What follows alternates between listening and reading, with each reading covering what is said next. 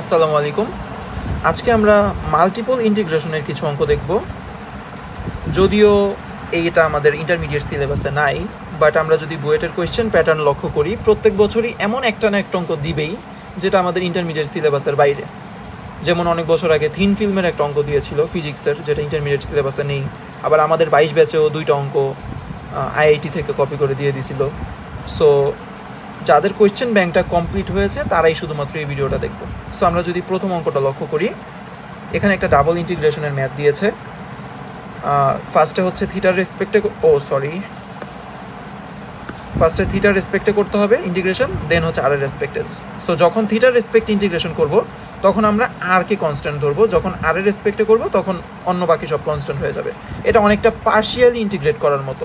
তোমরা যারা ফিজিক্সে ভেক্টর অধ্যায়টা করেছো, পার্শিয়ালি ডিফারেন্সিয়েশন, সেটা যারা ভালো পারো এটাও তারা পারবে। সো আমরা যদি অঙ্কটা শুরু করি, ফার্স্টে হচ্ছে আমরা থিটার রেসপেক্ট ইন্টিগ্রেট করব।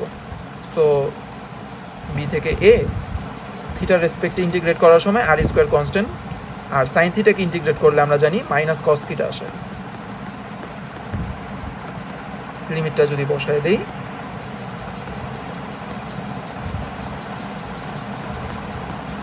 আপার limit cos alpha minus cos beta DR.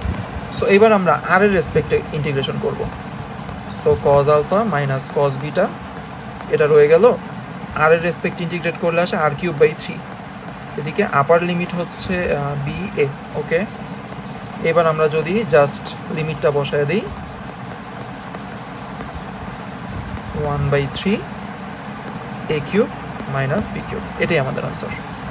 Second ম্যাথটা যদি আমরা একটু দেখি, এখানে ফার্স্টে হচ্ছে আমাদের ওয়াই এর রেসপেক্টে করতে হবে, দেন এক্স এর রেসপেক্টে।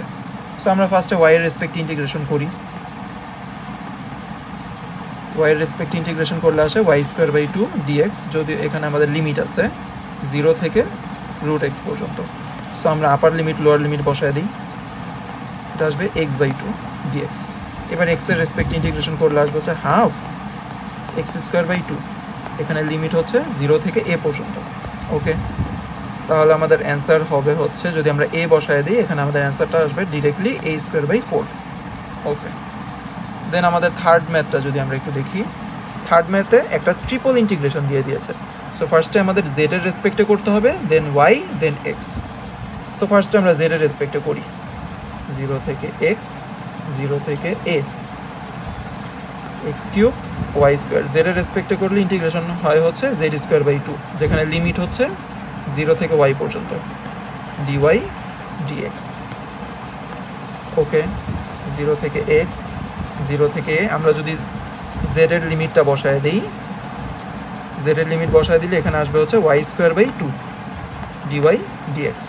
ওকে, তাহলে হাফ অংশটাকে আমরা বাইরে নিয়ে আসি, 0 থেকে এ, 0 থেকে এক্স, এখানে আসে হচ্ছে x³ y⁴ dy dx।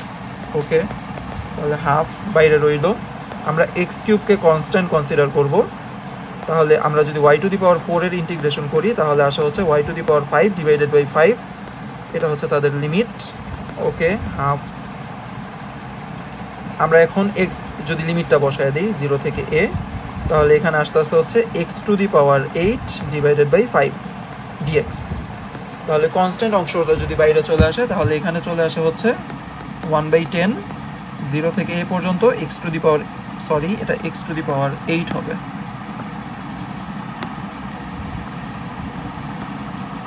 x⁸। ওকে, এবার আমরা ইন্টিগ্রেশন করে দিই, তাহলে অ্যান্সার আসবে হচ্ছে x⁹ / 9, 0 থেকে a লিমিট। তাহলে আমাদের আলটিমেট ফাইনাল অ্যান্সার হচ্ছে a⁹ 9 / 90।